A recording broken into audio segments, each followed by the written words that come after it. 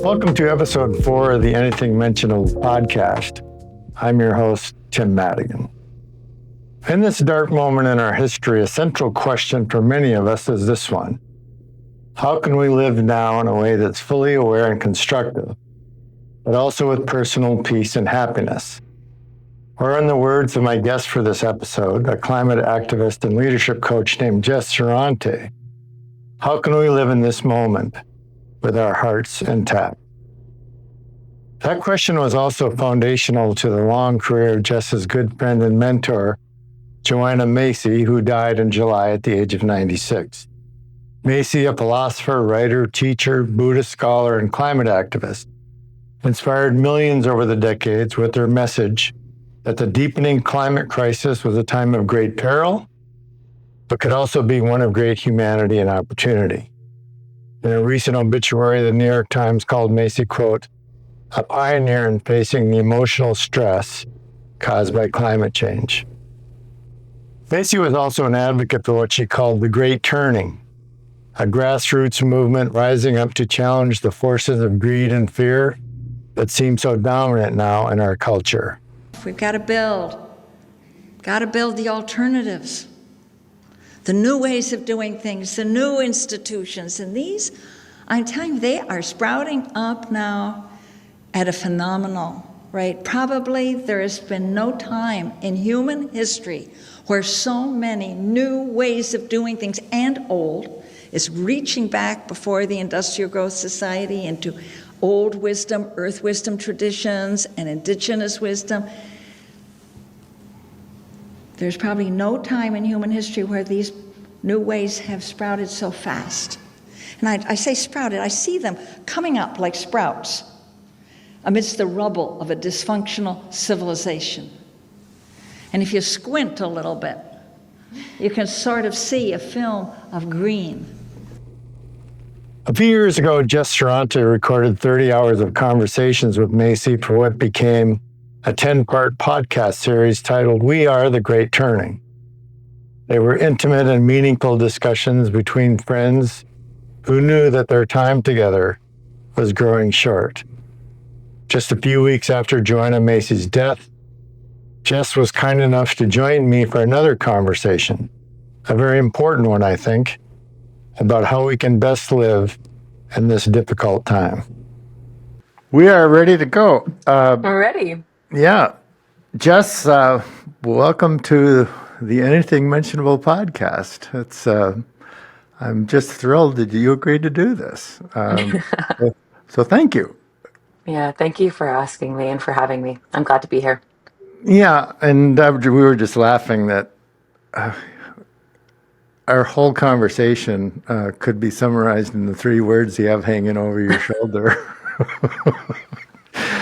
or maybe we'll go in some few different directions, but I think that's a big piece of it. And yeah, it has been a month and about a week since my friend Fred Rogers has said there's such a thin veil between this life and whatever comes after it.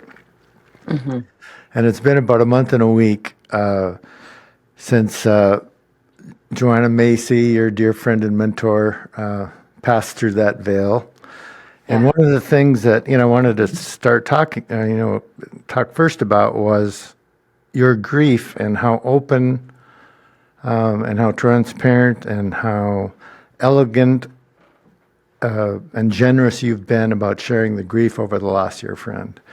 And I just wanted to actually read something you wrote in your last Substack post for me, the week since she died and the several before have been a relentless, achy, gorgeous dance of grief and praise. I feel so alive and in love with life, and at the same time, I am so deeply tired. Joanna taught me that love and heartbreak are 2 sides of the same coin. We can't have one without the other. Living through her death, this non-duality has never been clearer to me. These so-called polarities, grief and praise, life and death, love and loss, they are not opposites, they are inextricable from one another. Wow. Speak more about that. Or can you? Maybe that says it all. I mean, that says a lot of it. I mean, I can get into a little more detail about what this experience has been, which is um,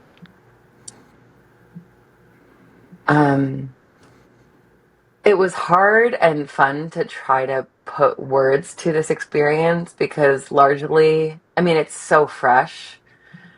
I don't have words for most of the experience of Joanna's passing at this point. It's only been a month, but I've had a more clear somatic experience than I've ever had in my life of the closeness of the two. That like when I feel grief well up in me, and I say this later on in that post, that like when I allow it to really be, I often get this like exhilaration feeling that comes through my body after that I will often tell myself is Joanna.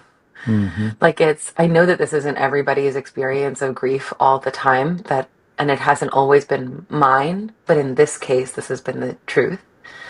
That like when the ache comes, very often when I give myself to it and I honor it, which is what Joanna taught me to do, there is a sense of the joy and the opportunity and the gift of my aliveness that comes like right behind it. And it feels like it's a lot, like it's a lot of feeling very fast, but that is a lot of what these days have been like for me. One of the first episode of this podcast was with my grief therapist Patrick O'Malley, and with my friend the grief therapist Patrick O'Malley, and basically his practice has been to normalize grief and to encourage people to embrace their grief. And one of the ways he does that is by asking people to tell the story of the person they lost, and to honor that story, and then to be very intentional about honoring your feelings. And I think one of the great issues we have as a species is that people run from that ache. They don't want to feel the ache, whether it's about a loss they've suffered, or an anxiety they feel, or just in general, the general pain of living. They don't want to feel it. And so they don't feel it, and they repress it, and then it comes out in all kinds of really difficult ways, or unpleasant ways. And Patrick has this, and so much of Joanna's life and work, and so many of the things you've been talking about, Patrick has this almost equation he's developed, which is the size and duration of your grief is going to be dependent on the size and duration of your love. And Yeah. so people say, how long is this going to last? And he would say, well, how much did you love this person? And to me, I've started to think about it in terms of the climate, as Joanna's belief that, the depth of our sadness and fear and despair is going to be commensurate with the amount of reverence and love that we have for our existence and this planet. So it's just, I appreciate your sharing this. These things are very hard to articulate, especially when they're so new. But I think it's important that you and we kind of model this, model this exploration, kind of model this importance and beauty of feling the pain of living, whether it's grief or anything else. So thank you for that. That's one of the reasons why I just, it may seem intrusive that I'm asking you to do this in real time, but I appreciate you doing that. And It feels like an important part of my work in the world. I would have no doubt. One thing I just wanted to say in response to part of your comment there was that, and I don't feel like I have a clear answer on this, but I have an inkling that it's not so much about who we are as a species, but who we are as a culture. Mm. Like there are cultures in the world who really know how to do this, and Mm-hmm. they are the people who are teaching those of us who come from these cultures that are divorced from tradition, like that are helping us remember that um, that we know how to grieve, Mm. you know. And I think that's a piece of why it feels important for me to be so transparent about my personal experience, is that like I'm still here. Like it hasn't broken me, Mm-hmm. Mm-hmm. you know, like um, and it didn't break Joanna to Mm. let her heart break for the whole world and to teach so many of us how to do that. And I think it's just important that we um, acknowledge and remember that like this is innate in all of us. Mm. We do know how to do this. We're just afraid that we don't You because know, our culture has taught us otherwise. I think that's such an important point. I mean that we all know how to do this. You know, and Yeah. I think that we all have the spiritual foundation to have the wisdom to do almost anything. It's just reconnecting with that, and you're right. I'm going to go up and next week and spend some time with my friends in the Lakota world. And even though they've lost a lot of their culture, I mean, talk about a people that know how to grieve, and Mm-hmm. and what you described in your essay about the rituals that you and your friends did around Joanna's passing reminded me very much of the rituals that they howled and they cut their hair and they did, you know, but it was so authentic and so beautiful and so true. And anyway, thank you for that, all of that. How did you meet her? Tell me about how you met Joanna. I met Joanna when I was about 20. I was about 25 or 26, and I was at a conference that happens here in Berkeley that is called Othering and Belonging. It's a really beautiful conference about social justice and belonging and coming together to build beloved community. And Joanna was a keynote speaker. And I had gotten a free ticket through the nonprofit that I worked for at the time, Rainforest Action Network. Um, and after her, I had known who she was. I had read Mm. some of her work in college. She was a good friend of um, my college advisor and mentor. But we just happened to like walk past each other in like a bathroom hallway. You know, there was Mhm. like no one else Mhm. there. Mhm. And fortunately, I was both um, young and excited enough to not be starstruck. And I just called her name and I was like, hi, I need to introduce myself to you. You're really cool. And from that conversation, she invited me to spend 10 days with her. She used to do these 10-day intensives in her body of work every summer. And so she invited me to come to that. And that was the beginning Hmm. of, of our friendship. Um, there's like 60 years between you. Uh, Yes. and in our conversation the other day, uh, you said that one of the things that would be good to talk about was mentorship, Hmm. having a relationship with an elder. Yes. I've got my own experience with that. What you want to speak? You want to tell me what you're thinking about that aspect of it? Mm. Um, yeah, you know, I just started reading Francis Weller's new book, In the Absence of the Ordinary, and it's extraordinary. I've been excited to have this book in my hands for months. I got to read a little bit of a proof at Joanna's table like almost a year ago. And one of the things that he talks about is how we build a what he calls a living culture. And the aspects of a living culture he lists as ritual and helping people become elders and creating rites of passage, right? And so I mean, that's one way of putting, I think, eldership and both the the receiving that I got to do of her mentorship and also the gifts that I got to give her as a young person eager to receive the like all the gems that she cultivated over the course of her life of wisdom was a very, very important relationship for both of us. Mm. And I'll say that for me, one of the things that I think is most important about being eldered is that,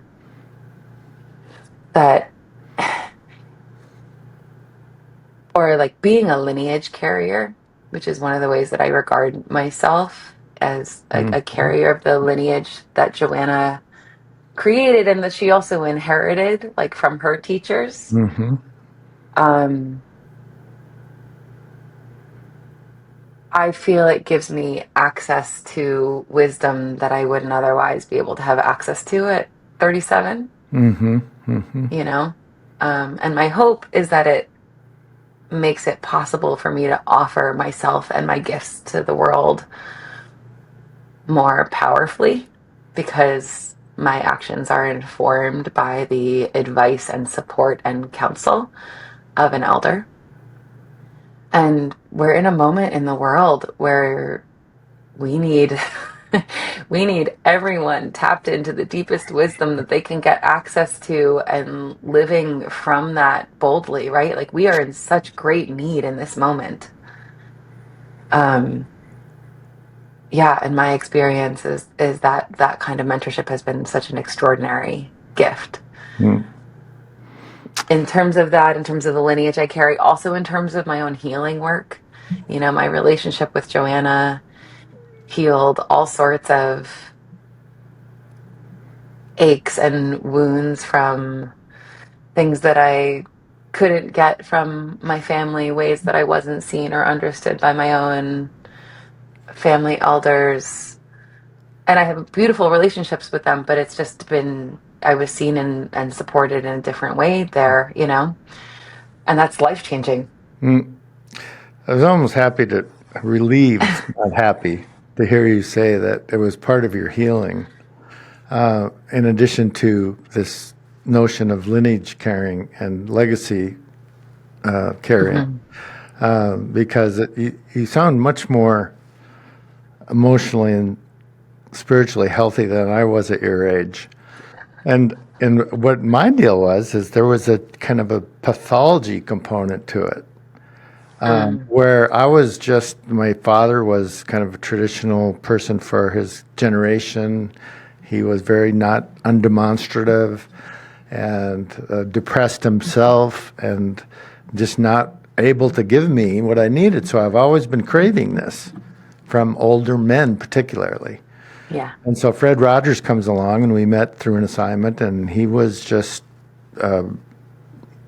he just loved everybody and was available to everybody. And for whatever reason, he took an interest in me. And so after we had known each other for about 6 months, and this is all front of mind because the play about this story just closed yesterday, and it was just magical beyond belief.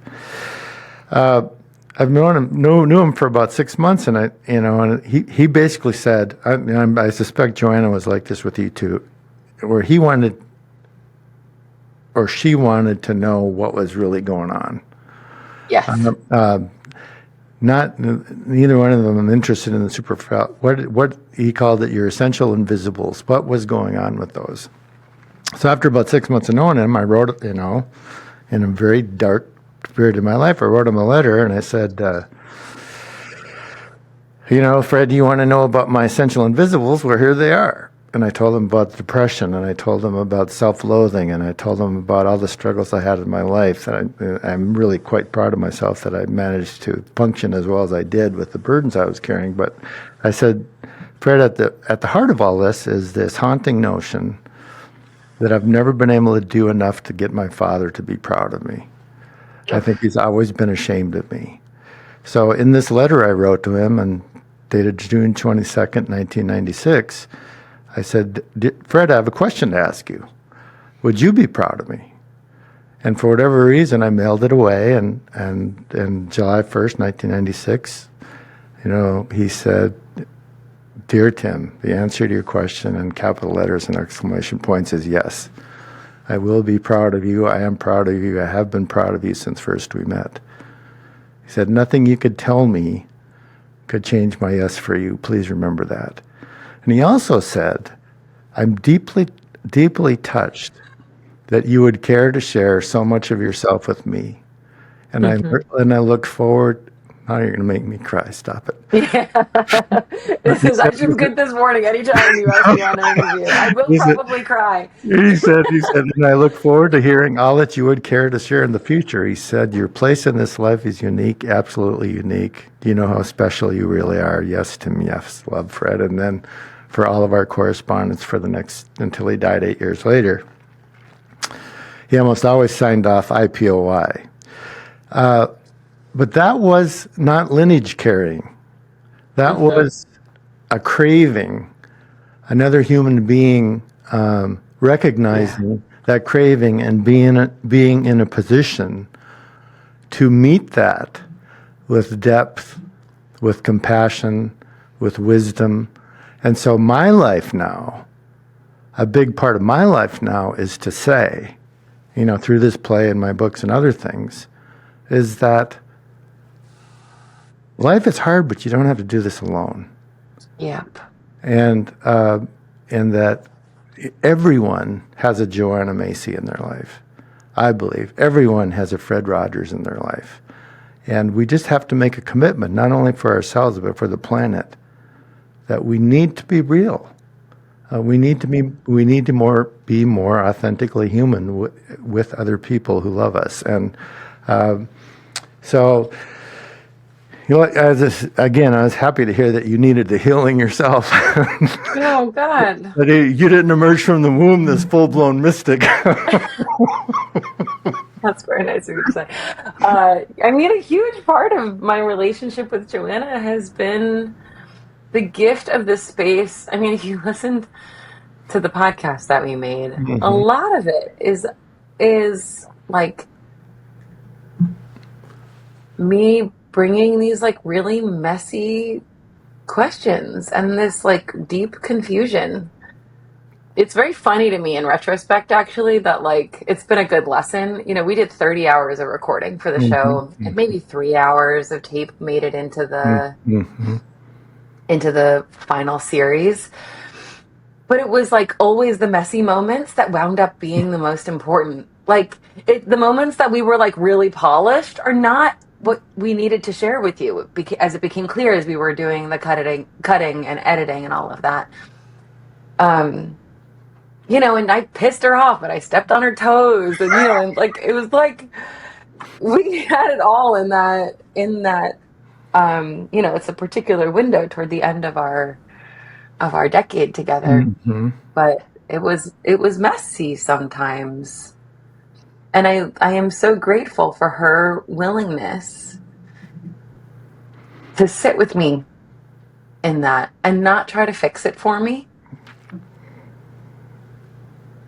To be like an accompaniment. I think this is one of the gifts that she's taught me about eldership that I really hope to carry as I age and get to support people younger than me, is that like eldership is not about having the answers. Oh boy. It's about having the wisdom to accompany and to ask questions and to be like Joanna had the somatic and spiritual capacity to be with me in everything that I didn't understand about the universe, and she wasn't afraid to bring in what she doesn't know. Oh, right. Mm-hmm. Where does the word somatic? You've used that a couple of times now, and I confess that I think I know what you were talking about, but I don't. Tell me what that is. When I am talking about like somatic information or somatic knowing, I think I refer to a somatic experience. I'm just talking about an experience in the body. Okay, yeah. That it's an embodied felt sense, which has become a big part for me of how I read and know and understand the world, as I've been on a long journey to get out of just being in my head, because I can spend a lot of time up here and I drive myself a little mad, and I am a little more sane when I also am listening to the rest of me. I am so glad you gave me a fancy word for that, because because that has been my path too. It's like Uh-huh.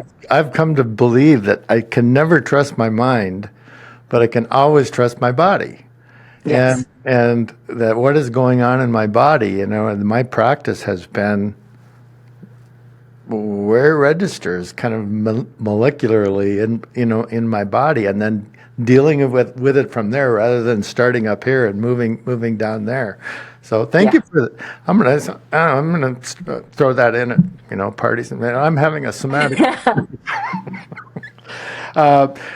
So let's talk It's very about. trendy right now.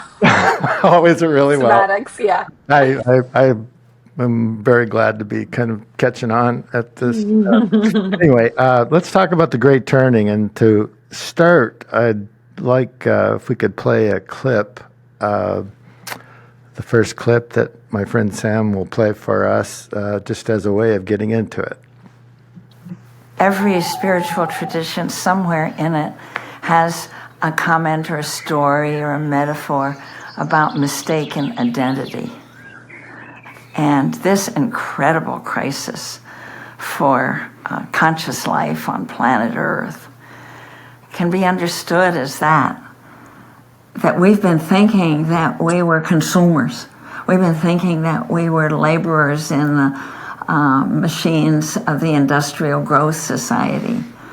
We were thinking that we had to get ahead as separate selves, compete, win, look out for number one, all the time imprisoned in this shrunken sense of self. And now this crisis is telling us, sort of slapping us in the face, saying, wake up. You are life on Earth.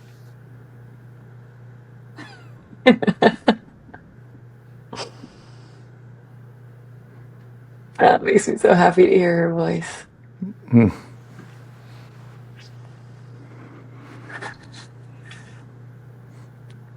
Yeah.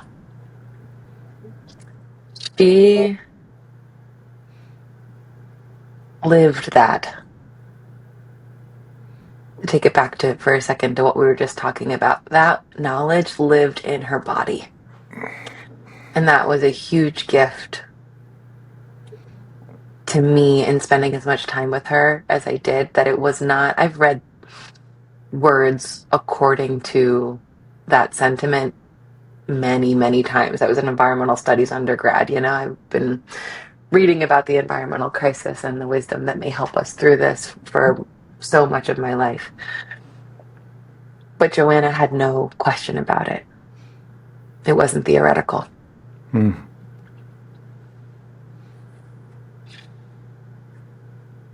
as a result, her whole life was this incredible love affair with existence. Like the love was so big that there wasn't so much of a distinction between the ecstatic, not that they aren't different experiences, but the ecstatic beauty of a given moment and the devastating heartbreak of what is happening simultaneously, in the next room, in the next house, whatever, like it all just coexists. And she wanted to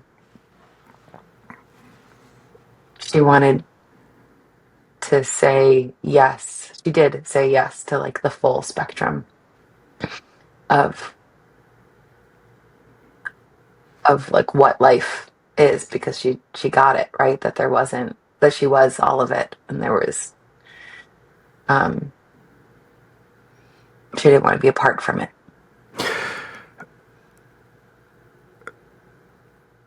There's a component in what she believes, and I think what I believe too, the Great Turning. What is the Great Turning? I see it as maybe not necessarily a renaissance, but a movement,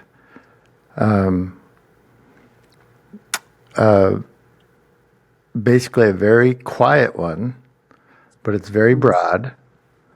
And I had this clip I played in the introduction where she's saying, that's like sprouts. If you squint, you can see sprouts of green across the landscape, and I just think it's everywhere. It is everywhere. I think we're just so bombarded with just the insanity. The insanity is what is our public life right now. But there's something very profound and powerful and widespread and beautiful going on, you know, quietly in Yeah. conversations like this one. Yeah. And and so and therein lies our hope, I think, that Yeah. there is a spiritual renaissance going on in this world that would have been unthinkable 30 years ago, where people are really just not just in connection with the climate crisis, but just in question of being tired of being in pain and wanting to be more fully evolved human beings and willing to do what was ever necessary to try to make that happen. And I just think that that's all over the place. I think it's a source of our hope. But the other thing she said is, there's no guarantee that it'll be successful. Yeah. She talks about how even the uncertainty is kind of life-giving.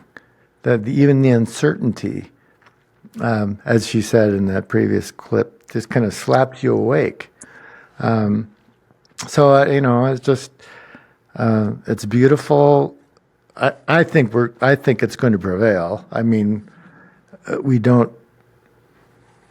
History will take care of a lot of things. The problem is that we don't have much time. Yeah. Where the crisis, where a livable planet is concerned, we just don't have much time. And so, but you can't. And maybe we'll talk about this when we conclude. Is none of us have the luxury of despair, and life is so beautiful and so scary at the same time that I just think you have to completely dive in. What do you feel?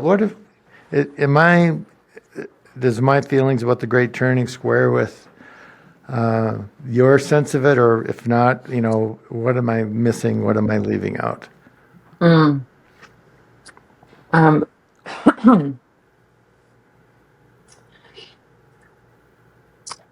it's been for a long time. It's important to hold the Great Turning in the context of what Joanna taught as the three stories of our time. Mm-hmm. Mm-hmm. So the three stories of our time are first what we call business as usual, which you can also just call global corporate capitalism, right? It's the paradigm of domination and extraction that has taken hold of our world. And it's where the forces of capitalism and white supremacy and patriarchy are normalized and naturalized and justified, right? This is just how it is. Mm-hmm. Mm-hmm. Um, And then there are many people who see how harmful that is, right? And that takes us to our second story, which we call the Great Unraveling. So business as usual is destroying life on Earth. It is creating a great unraveling in which the ice caps are melting and inequality is at an all-time high and authoritarianism is sweeping across the globe, right? We could go on for a long time. And both of these stories are true, right? They both exist in this moment.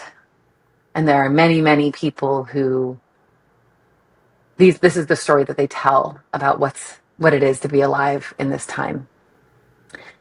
And then there are those of us who see those two stories and, as Joanna said to me once, refuse to let global corporate capitalism have the last word about who we are as human beings on planet Earth.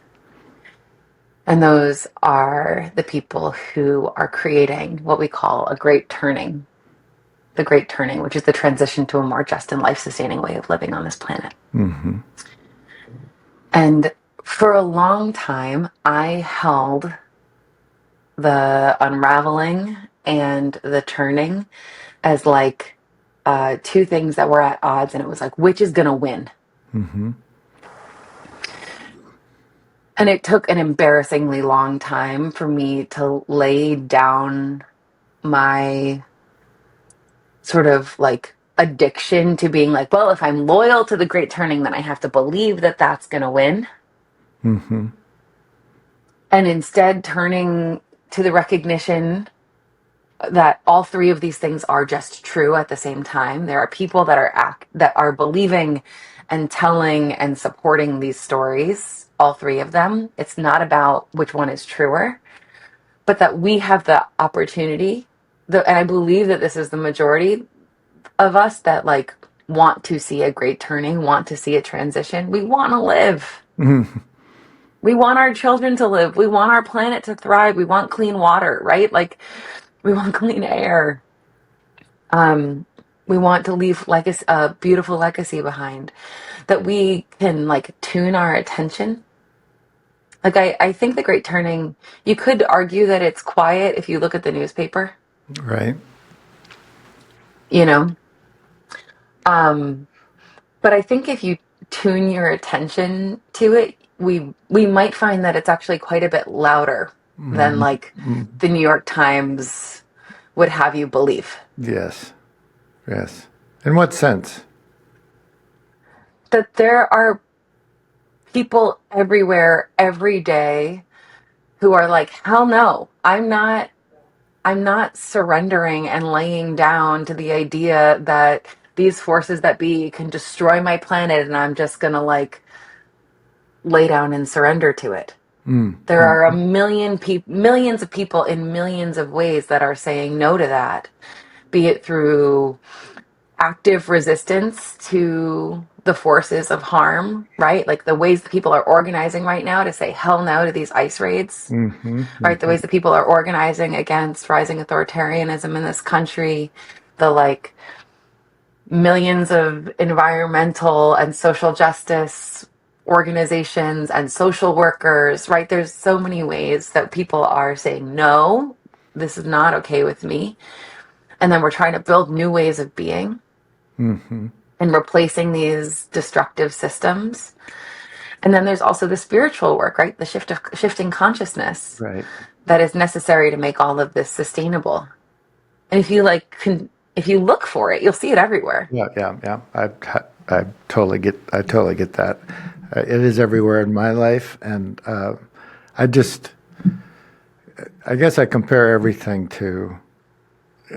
Maybe I've been brainwashed by the current culture, but by CNN and MSNBC and Fox News and New York Times, and I think some of that information is important in a lot of respects. It's important to know what's going on in the world, but it overshadows or obscures or another reality that is probably Yes. larger than the one that you see in the media. And so, and the way you just described it, and I could tell that, this wasn't the first time you've kind of laid this out in a very succinct and understandable way. So I appreciate that.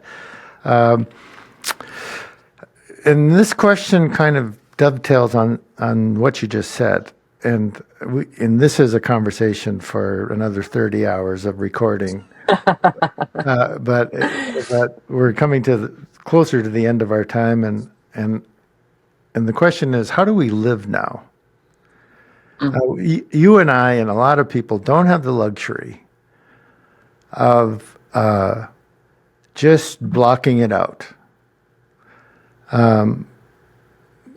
Just saying, well, that's just, I can't think about that. That's too dark. I just can't go there. And I don't have that. I just don't have that luxury. So when you don't have that luxury, how do you live? How do you live happily? How do you live peacefully? How do you live constructively? As I said before, I don't think any of us have the luxury of despair. So just I have my own theories about that based on some things that I've just read or heard in the last few days, but go ahead. You first.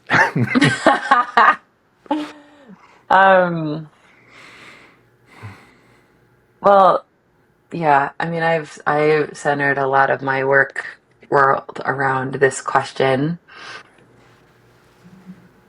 The tagline for the podcast I made with Joanna, called "We Are the Great Turning," is how to live. What was it like? How we can live in these times with our hearts intact. That's exactly what I'm talking about. Yeah.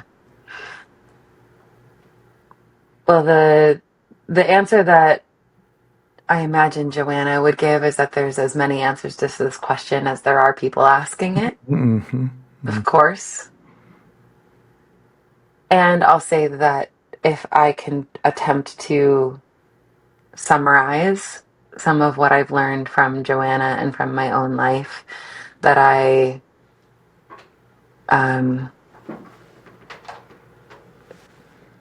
don't assume is true for every single, like I don't assume this is universal, but it has been true for me, is that a huge part of how I live in these times with my heart intact is I practice gratitude, and I remember to, like I said before, like tune my attention for the gifts of my life and of this world. Nothing too small to pause and celebrate. You know, Joanna and I used to walk around her neighborhood talking to the flowers. Like, like there's no thing too small to marvel at. Like, we're here coexisting together. So gratitude is a huge piece of it, and I think it changes. I mean, there's research on this, like it changes your brain Yes, it does. to practice authentically feeling gratitude. So that's, I think, really important, especially in our media landscape. Like, we are, those of us who are really concerned and we are reading the news every day, like we are being trained to look for what is messed up and heartbreaking and broken about our world. And so it is a like deep spiritual practice to say, yes, those things are happening, and that is not the whole truth Right, right. about what life is. Like, use your own eyes, use your own body. So that's one piece. Another piece is grief and pain. And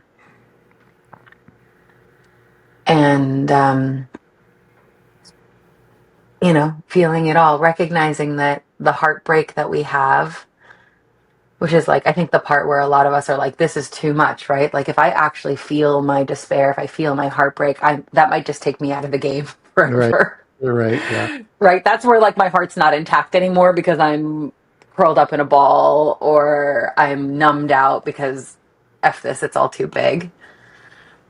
Honoring our pain is really, really important. Recognizing that like all of that happens because we are so connected to each other and to this world. It is like a direct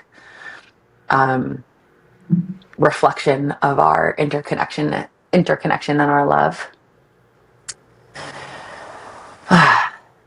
I think action is really important, that we each find ways that we can contribute to the great turning. And I know this is always been a huge part for me, that like I've always wanted to find the right ways, and I can get paralyzed in it. Yes. And I'll say, like, I'm not immune from this still. Like, I feel like I've spent a lot of the last year since I finished this project with Joanna sort of spinning my wheels and like, okay, great, I just finished something that had such great purpose for me, and now like this is so big what we're facing. How could anything I do be enough? But finding ways that I can offer myself. And then the last piece that I'll share on this, that I think is essential for everything, an essential part of everything that I just shared, is that we do it all together. We live in a culture that has trained us to understand ourselves as separate individuals and consumers, right? And Joanna was talking about this also in the clip that you played earlier, that like we are like, it is bred into us in this culture to forget, to not remember how entwined we are, that we can't do any of this without each other. Yes. You know, your gratitude practice is going to be more impactful. It's going to bring more joy into your world if you're sharing it with another person. Your pain, honoring your pain, same thing. You'll find deeper catharsis. You'll find connection. You'll find camaraderie if you share it with another person that you wouldn't otherwise have if you were just writing in a journal or feeling it alone. And same with the action. Right. Right. Thank you for that. It answers or illuminates or gives at least food for thought for what I've been feeling and what a lot of people are feeling. And I saw a podcast with Oprah and Father Richard Rohr a couple of days ago, and they were basically saying how they kind of come to terms with this, and what they both agreed was that there's a sort of surrender, that we do what we can. Yeah. We live the best lives we can. You know, this thing that, we just keep doing what we're doing, but we have to surrender at some point. And we have to let go, realizing that that there's a limit, something of a limit to what we can do, but we should feel good about what we do, and that we can't miss out on the joy. And it's really challenging all of us. And so this conversation and what you just said, I think is really, really, really important. And golly, this has been such a great conversation. I want to close with We are the great we turning. are the great turning. And listening to that, and I confess I've listened to the first episode and the last episode. And I promise you I'll listen to all of them at some point. I mean, I'm a little biased, but I think they're all great. Those Oh are great yeah, episodes right. to listen to. I have no doubt. I have no doubt. But in addition to, I'm sure, just everything you talked about, and I love the fact that it was the messy stuff that made the final cut, which is just perfect, because who wants to hear two people being polished and smooth and all that stuff, Yeah. But what I heard was just the most intimate sharing between two people. And it's like you both are just kind of very thin membranes where your souls just kind of pour out to one another without really much in between. And That's a really beautiful way of putting it. that also is really important modeling. And I think that people are going to get that sense from this conversation too. So I think that there's such a beauty and such a power to really just kind of try to dive as deeply as you can into the marrow of life and share it with another person. So the next clip, Sam, if you could play this is just a minute that I just love. So if we'll play that now. I want to say how grateful I am for you. You have so much living ahead of you. I'm 94 in a couple of weeks. You've just turned 34 with the 60 years between us, the 60 years that you will be living. That will be scary and demand so much of you. And you can't do it on your own. You can't do it just on what our culture has given you. It hasn't said a lot about the resources that you can find as you are faced with some really hard stuff that are probably happening in the next months and years, and times that I will almost say mercifully not have to face.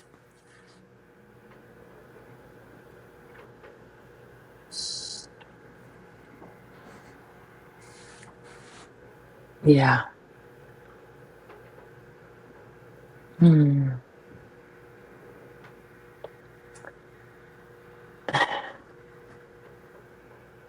You know, she would say to me, I have many memories of standing in that kitchen with her or taking a walk, and like seemingly out of nowhere, she'd look at me and be like, how can I leave now? There's so much to do. There's so much to do. She would often call the great turning the great adventure of our time.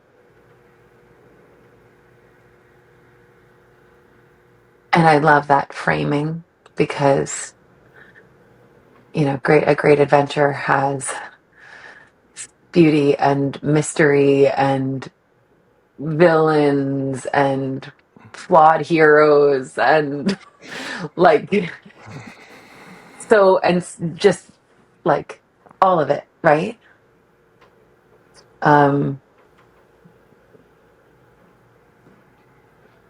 Yeah, her desire to be here, and especially in this moment now where she's not here in body anymore, makes me want to be here. It's like giving me something that I've been hoping to internalize from her for as long as I've known her, which is this sense of like, she would often say, I wouldn't miss this for the world. Yes. What a gift to have a human body in this moment where the stakes are so high for our world, to have agency, to have a voice.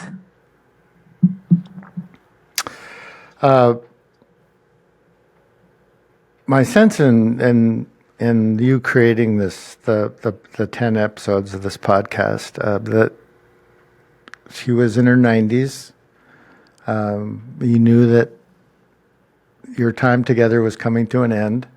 You also knew that her voice was so important. And so I gathered that this for you was a very intentional way of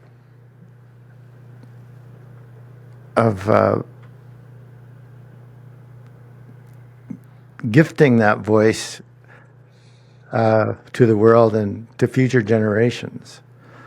And that this last, and so there, it was like you knew that you were having this very intimate conversation between two people, but also untold numbers of people were there sitting at the table with you. And this last clip we'll conclude with is probably my favorite. That it reflects that fact that you know that it doesn't end here, that her life doesn't end here. And so, Sam, if you could play the third one. But I'm glad we're gonna put it out. We're gonna give people something. Yes, you are. Yeah. You are.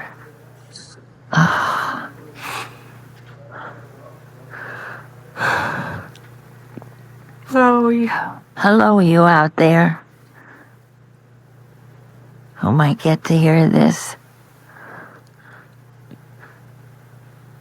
You're probably playing in a sand pile now.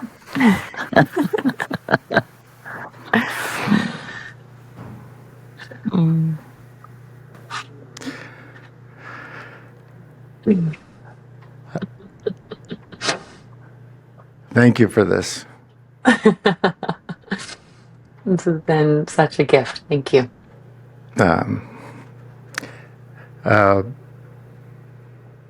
You feel like a friend to me now. How can it not be that way after this conversation? And Yeah. and I look forward to participating in the Great Turning with you for as many years as I have. Maybe so. Thank you, Tim. I'm grateful to be in this with you too. Thank you. And thanks to all of you, especially those who are playing in a sand pile right now.